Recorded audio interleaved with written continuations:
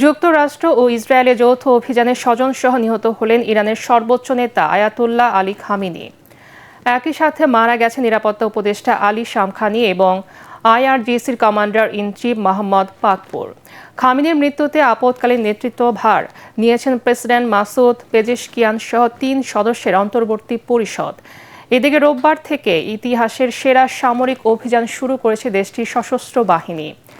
Iran জুড়ে হামলা চালাচ্ছে আমেরিকা জোটও। এদিকে শনিবার মিনাবের একটি স্কুলে ইসরায়েলি বোমায় নিহতের সংখ্যা ১৪৮ ছাড়িয়েছে। জাহিদুল আলমের রিপোর্টে বিস্তারিত। শনিবার ভোর থেকেই ইরানের সরকার পতনের জন্য হামলা শুরু করে যুক্তরাষ্ট্র ইসরায়েল।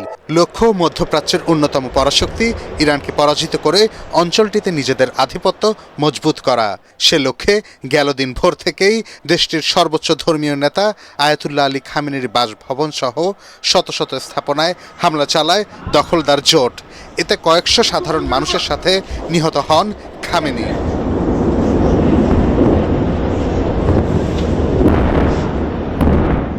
রোববার সকালে বার্তা সংস্থা তাসমিন, ফার্স নিউজ সহ ইরানের সরকারি বেসরকারি সব সংবাদ মাধ্যম নিশ্চিত করে খামেনির মৃত্যুর তথ্য। সাথে মারা গেছেন তার মেয়ে, জামাতা ও নাতি। খামেনির মৃত্যুর পর আপৎকালীন সময়ে তার দায়িত্ব পালন করবেন দেশটির প্রেসিডেন্ট, বিচার বিভাগ প্রধান ও একজন আইনবিদ। এর আগে খামেনির মৃত্যুর খবর নিশ্চিত করে সামাজিক যোগাযোগ মাধ্যমে ডোনাল্ড ট্রাম্প লেখেন, ইতিহাসের অন্যতম নিকৃষ্ট ব্যক্তি খামেনি মারা গেছেন। একই সাথে সর্বোচ্চ নেতার স্থলাভিষিক্ত কাকে করতে চান সে সম্পর্কে ভালো ধারণা আছে বলেও উল্লেখ করেন তিনি। এদিকে ইরানের শেষ সুলতানের নির্বাসিত ছেলে ও দেশটির মসনদে বসতে চাওয়া রেজা পাহলভি ট্রাম্পকে ধন্যবাদ জানিয়েছেন। এদিকে খামেনির নিহতের ঘটনায় ৪০ দিনের রাষ্ট্রীয় শোক ঘোষণা করেছে দেশটির সরকার। এক বিবৃতিতে বলা হয়, ইরানকে সমুন্নত রাখতে সর্বোচ্চ ধর্মীয় নেতা তার জীবন উৎসর্গ করেছেন। এরপরেই দেশটির ইতিহাসের সবচেয়ে বড় পাল্টা হামলা শুরু করে ইরানের বিপ্লবী গার্ড। লক্ষ্য ছিল ইসরায়েল ও মধ্যপ্রাচ্যের মার্কিন ঘাঁটি। হামলায় ইসরায়েলে একজন নিহত ও বেশ কয়েকজন আহত হওয়ার খবর জানিয়েছে ইসরায়েলের সংবাদ মাধ্যম। একই সাথে বন্ধ করে দেয়া হয়েছে হরমুজ প্রণালী। জাহাজগুলোকে নিরাপদ দূরত্বে সরে যেতে নির্দেশ দিয়েছে ইউরোপের বিভিন্ন মেরিটাইম সংস্থা। তবে সকাল থেকেই ইরানের যুদ্ধ বিমান দিয়ে হামলা চালিয়ে যাচ্ছে ইসরায়েল।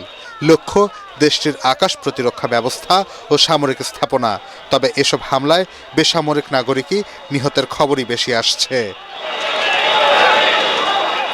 ইরানে আগ্রাসন শুরুর পর বিশ্ব নেতাসহ মুসলিম দেশগুলো শান্তি আলোচনার আহ্বান জানালেও মূলত সেগুলো কেবল বিবৃতি হিসেবেই তোলা রইল ইতিহাসের পাতায়। জাহিদুল আলম, এটিএন বাংলা।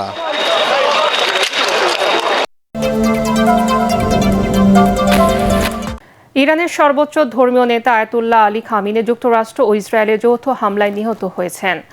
বিষয়টি নিশ্চিত করেছে দেশটির রাষ্ট্রীয় গণমাধ্যম, যেখানে বলা হচ্ছে খামেনির মেয়ে জামাতা এবং নাতিও তার সঙ্গে শাহাদত বরণ করেছেন। এছাড়া এনবিসি নিউজকে মার্কিন প্রেসিডেন্ট ডোনাল্ড ট্রাম্প জানিয়েছেন, ইরানের বর্তমান প্রশাসনের অধিকাংশ শীর্ষ নেতৃত্ব শনিবারের হামলায় প্রাণ হারিয়েছে। সিবিএস নিউজ বলছে দেশটির প্রায় ৪০ শীর্ষ কর্মকর্তা এখন পর্যন্ত নিহত হয়েছে। এদিকে সুপ্রিম লিডারের মৃত্যুতে ৪০ দিনের রাষ্ট্রীয় শোক ঘোষণা করেছে তেহরান বলে জানাচ্ছে বিবিসি। ওদিকে আলী খামেনির হত্যার প্রতিশোধ নেয়ার ঘোষণা দিয়েছে Islamic Revolutionary Guard Corps IRGC.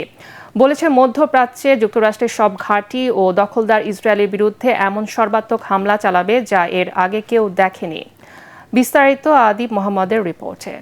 ইরানে রোববারের ভোরের আলো ফোটার সাথে সাথে প্রচণ্ড বিস্ফোরণে কেঁপে উঠেছে রাজধানী তেহরান। শনিবার সকালের মতো এদিনও যুক্তরাষ্ট্র ও ইসরায়েলের ঝাঁকে ঝাঁকে যুদ্ধ বিমান হানা দিয়ে বিধ্বংসী বোমা ফেলে গেছে। গুঞ্জন উঠেছিল আগের দিনের হামলাতেই ইরানের সর্বোচ্চ ধর্মীয় নেতা আয়াতুল্লাহ আলী খামেনি ওয়াশিংটন তেল আভিবের যৌথ হামলায় নিহত হয়েছেন। ইরানের সুপ্রিম ন্যাশনাল সিকিউরিটি কাউন্সিল এক বিবৃতি দিয়েছে, যা পড়া হয় দেশটির রাষ্ট্রীয় টিভিতে, যেখানে উপস্থাপককে কান্না জড়িত কণ্ঠে বলতে শোনা যায় তাদের প্রাণপ্রিয় supreme leader Ayatollah Ali Khamenei আর নেই। নিজ কার্যালয়ে মেয়ের জামাতা এবং নাতিসহ শনিবার নিহত হয়েছেন তিনি। এর আগে সামাজিক মাধ্যমের এক বার্তায় খামেনি নিহত হওয়ার খবর দেন মার্কিন প্রেসিডেন্ট ডোনাল্ড ট্রাম্প। বলেন, ইতিহাসের জঘন্যতম এক ব্যক্তি মারা গেছে, তার মৃত্যুতে বিশ্ব অনেক বেশি নিরাপদ হয়েছে। আরেক ভিডিও বার্তায় ইসরায়েলি প্রধানমন্ত্রী বেঞ্জামিন নেতানিয়াহু খামেনির নিহত হওয়ার খবর দেন। এছাড়া এনবিসি নিউজকে ট্রাম্প জানিয়েছেন, ইরানের বর্তমান প্রশাসনের অধিকাংশ শীর্ষ নেতৃত্ব শনিবারের হামলায় প্রাণ হারিয়েছে। সিবিএস নিউজ বলছে, দেশটির প্রায় 40 শীর্ষ কর্মকর্তা এখন পর্যন্ত নিহত হয়েছেন। এদিকে সুপ্রিম লিডারের মৃত্যুতে 40 দিনের রাষ্ট্রীয় শোক ঘোষণা করেছে তেহরান বলে জানাচ্ছে বিবিসি। ওদিকে আলী খামেনি হত্যার প্রতিশোধ নেয়ার ঘোষণা দিয়েছে Islamic Revolutionary Guard Corps IRGC। বলেছে, মধ্যপ্রাচ্যে যুক্তরাষ্ট্রের সব ঘাঁটি ও দখলদার ইসরায়েলের বিরুদ্ধে এমন সর্বাত্মক হামলা চালাবে যা এর আগে কেউ দেখেনি। আদিব মোহাম্মদ, ATN বাংলা, ঢাকা।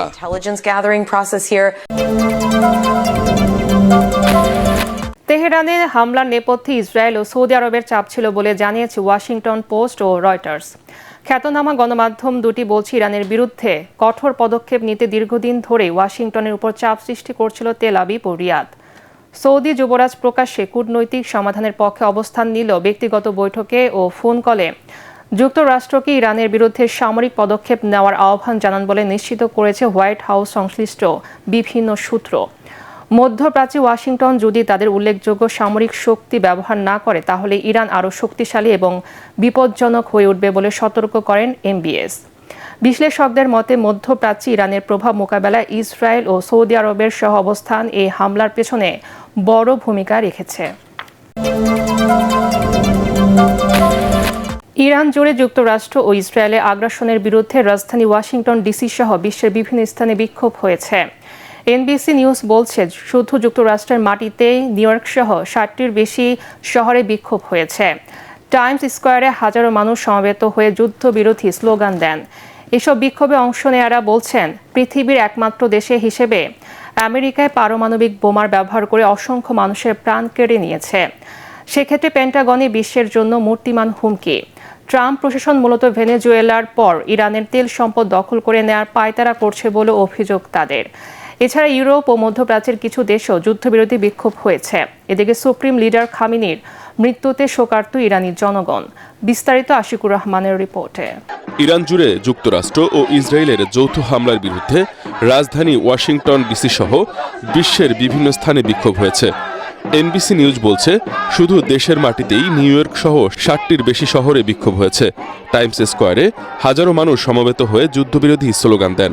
বলেন, ইরাকে শত শত হাজার নিরীহ শিশু ও নারী পুরুষের প্রাণহানিও কোনো শিক্ষা দিতে পারেনি যুক্তরাষ্ট্রকে।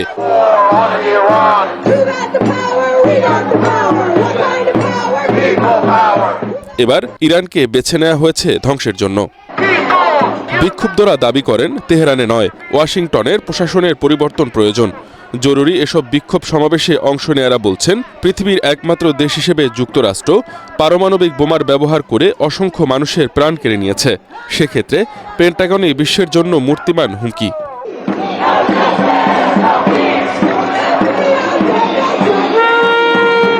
ট্রাম্প প্রশাসন মূলত ভেনেজুয়েলার পর ইরানের তেল সম্পদ দখল করে নেয়ার পায়তারা করছে বলেও অভিযোগ তাদের।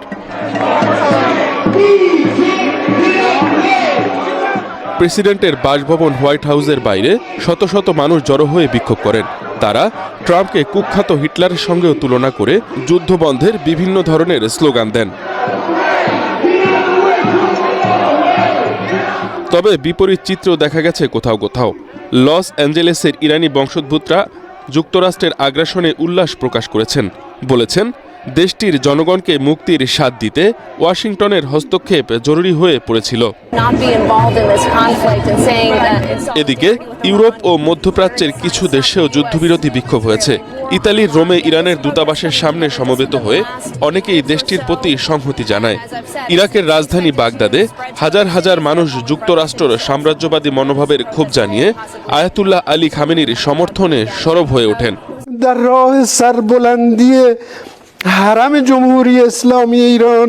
এদিকে ইরানের সর্বোচ্চ নেতা আয়াতুল্লাহ আলী খামেনি নিহত হওয়ার পর দেশটিতে শোকের ছায়া নেমে এসেছে।